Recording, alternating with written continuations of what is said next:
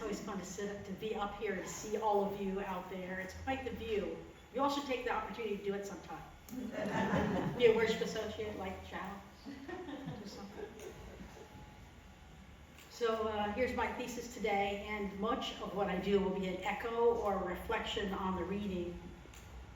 As individuals, our greatest satisfaction is when our self-knowing and our mindful intentions for ourselves can align in our day-to-day living in a positive way.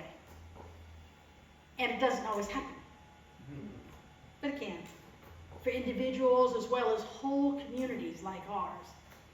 And I'm going to explore it more than prove it. You can prove it for yourselves. Let's get real. For some of you today, you have a goal to get through this and out and on to your next thing. Maybe a football game, the Little League World Series is going on right now, or maybe something else. That's okay. Maybe you can't be here now because the present moment is in the way of the next thing. That happens, and most of the time we don't even really notice. It is what it is. But what if we could notice and be present? More than that, what if we could use every moment to forward our own self-knowing and growth by practicing deep intention? What an opportunity. Take a deep breath. We've been talking a lot. What did you want to be when you grew up? What was the deepest answer to the deeper question, why, and when did you figure it out? Or have you?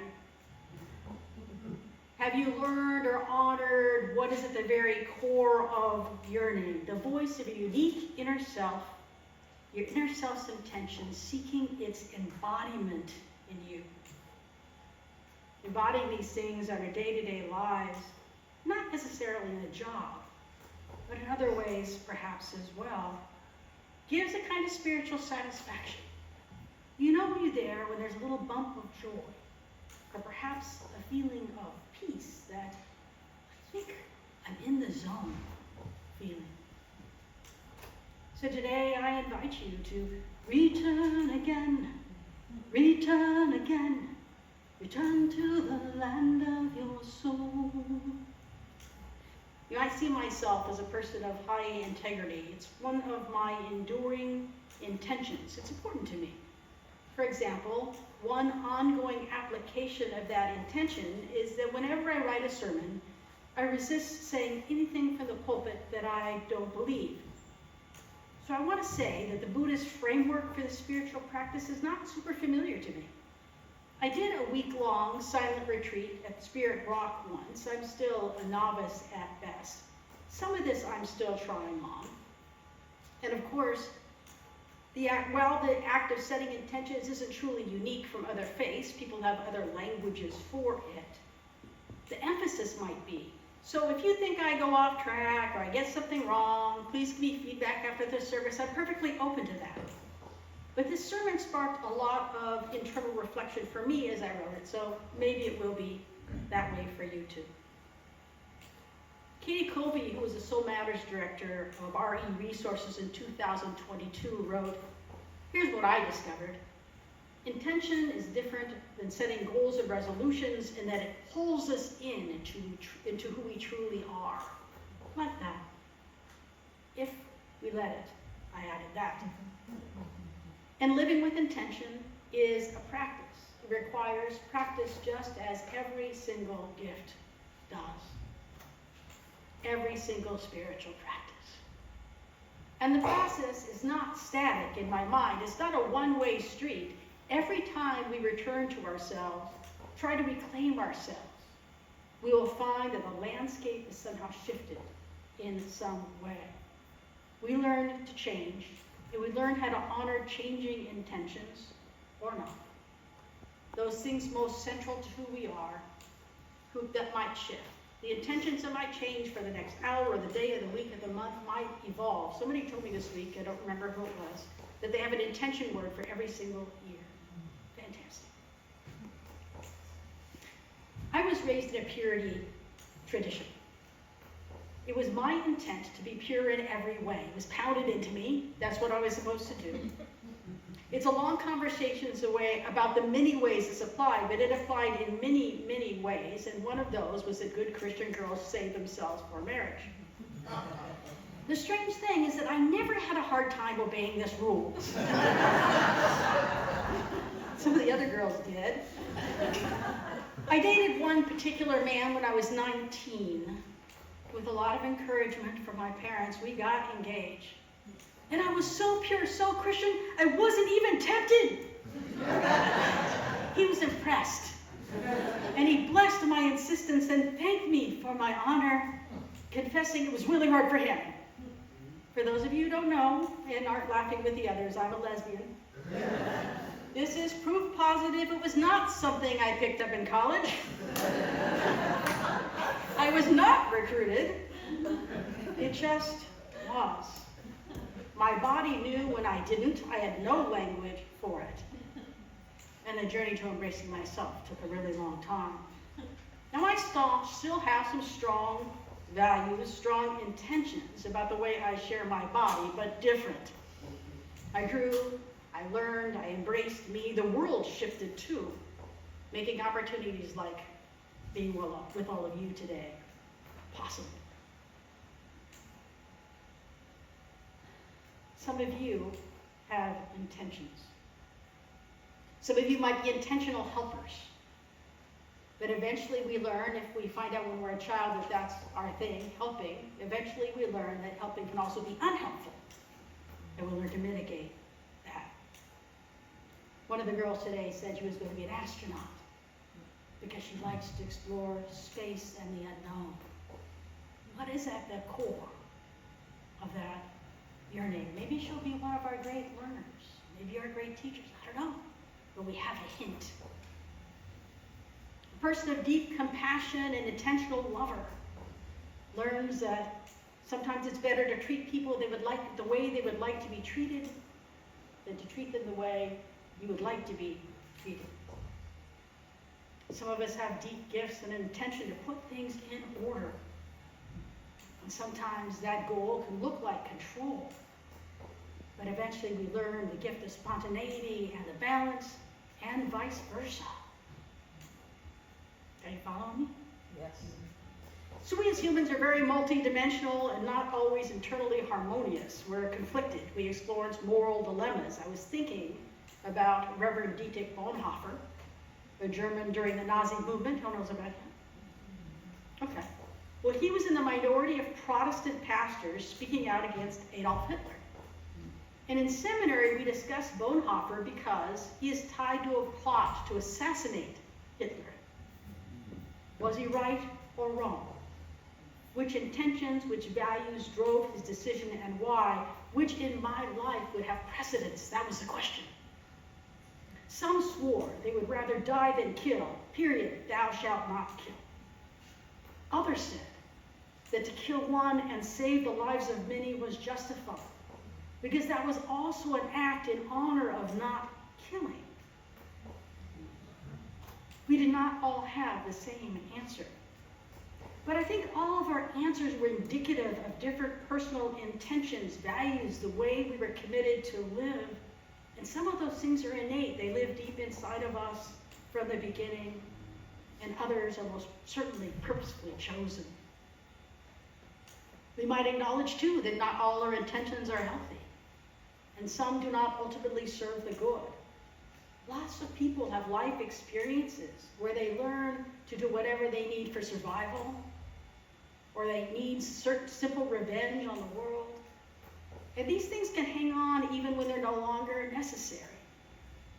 Some feel completely cut off from their inner selves. Well, I see. Healing is always possible because deep down the soul loves what it's lost. And we're born with an original leaning toward community and the common good. And just as all nature does, we can dial in to our deepest inner compass, even with one intention at a time. So intention is a practice, not a goal we accomplish, but something we're called to return to over and over, to re-examine, to recommit. This part of the reading caught my attention. Setting intention, at least according to Buddhist teaching, is quite different than goal making. It's not oriented toward a future income. It's a path, a practice that's focused on how you're being in the present moment. Your attention on the ever-present now and the constantly flowing change of life. And you set your intentions based on understanding what matters most to you and make a commitment to align your worldly actions with your inner values, returning again and again. Seems to me there's two intentions here. Be here now is the first, and then intention to do what we do while we are wherever we are. You may need to return again and again to us during this time of voting. What values and intentions do you have for yourself and how you will be in this time? How will you align with the questions? I find myself caught up right now in all the gotcha moments and the name calling and the general attitude of disparagement that's so prevalent. For many of us, there is now an intention of revenge. It's a shadow side of the justice keeper to see how badly one can, or how softly one can drag somebody else through the mud.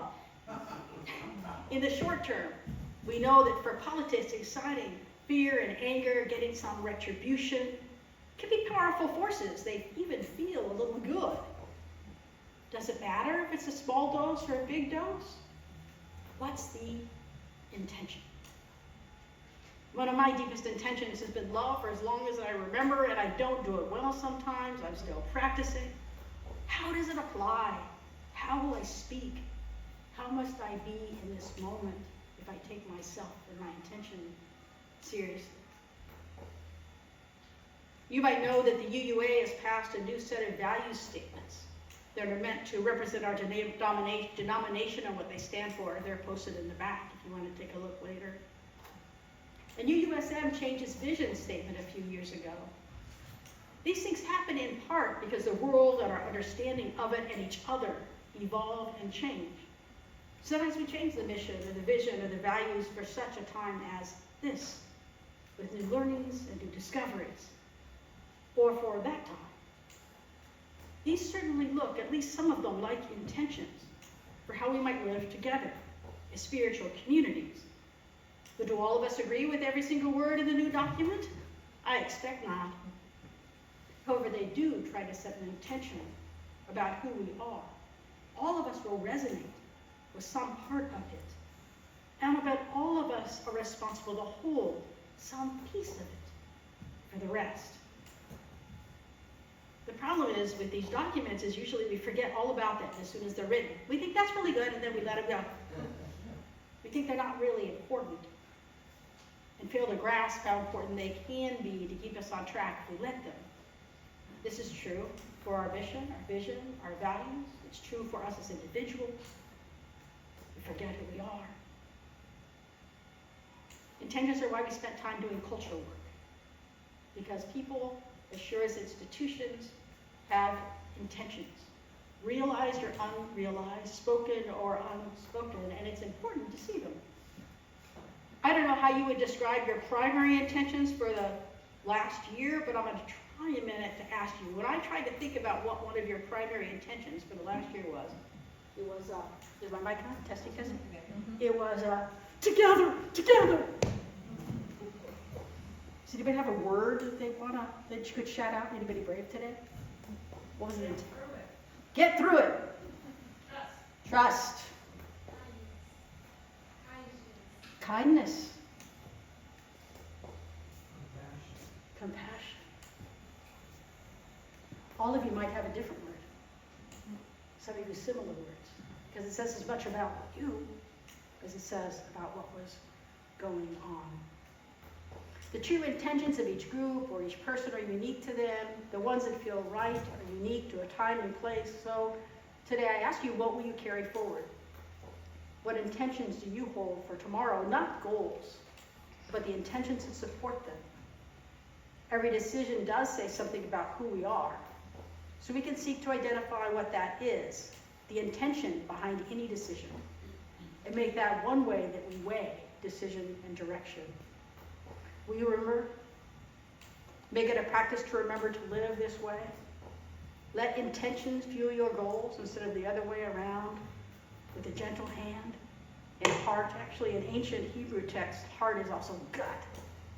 With your gut feeling, your heart, to combine with what it is that you set out to do, what you're gifted to do, what lives inside of you. My mom used to say, try not to forget to put first things first. And as what Vivian read to us, being grounded in intention is what provides integrity and unity in your life. My translation is, it's what can make us whole. Lori and Sheila are going to lead us in a round of our song, Sing With Me. Return again.